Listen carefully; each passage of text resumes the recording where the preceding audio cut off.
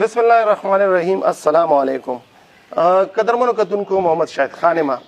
د افغان ټلویزیون پروګرام ولس او مشران سره ستاسو درانه خواږه خدمت کې حاضر یم. قدرمنو کتونکو، څنګه تاسو ته معلومه ده د افغان ټلویزیون د ولس او مشران پروګرام کې مونږه د داسې مشران د ولس داسې اتلان رابلو چې هغوی په دې معاشره کې په څه حیثیت کې کردار وي او هغوی د دې معاشرې په څه نه څه شکل کې خدمت کوي.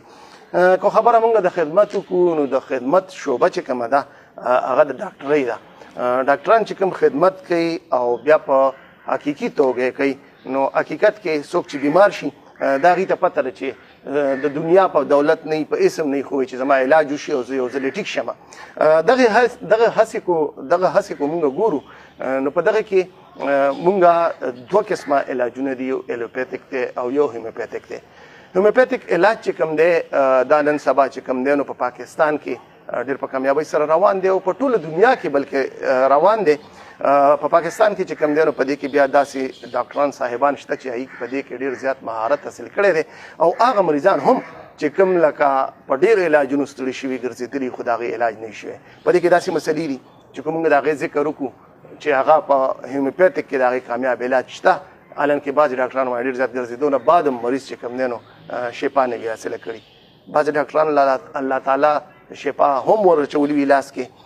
نو دغه کې چې که مونږ وګورو نو دې کې سینیر ډاکټران چې کوم دي هیموپیتیک فزیشن دي، په هغې کې مونږ نن کوشش کړی خپل ولس او مشران پروګرام کې مونږ داسې یو شخصیت را بللی دی چې هغوی د خپل ژوند ډېره زیاته حصه یعنی څه کم 40 کاله یا د 40 کاله هغوی په دغه شعبه کې تېر کړي دي او په دې شعبه کې صرف تېر کړي نه دي، طالب علم په حیثیت باندې هغه په مختلف هسپتالونو کې ډیوټۍ کړي دي او بیا یې پخپله هم زده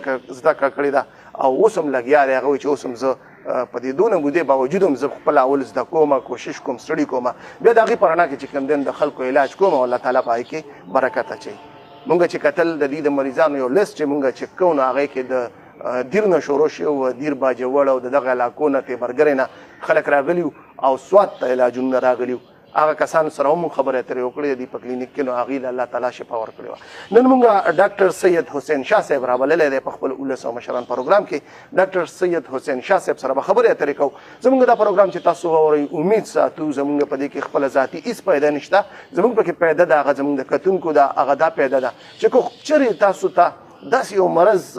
خدا نخواسته وي چې باعث ته ستړي شوي، هغې تاسو ګرځېدلي، تاسو خپل وس کړی وي خو هغې کې تاسو ناکامۍ سره مخ شوي یا ډېر زیات ستړي شوي وئ، نو کیدای شي که زموږ د دې پروګرام نه د یو مریض هم لږ الله تعالی شفا وکړه او ډاکټر صاحب په لاس باندې هغې ته څه پیدا وشوه یا دوی داسې څه خبره وکړه چې دغه علاج کې چې کوم دی نو ستاسو څه بهتري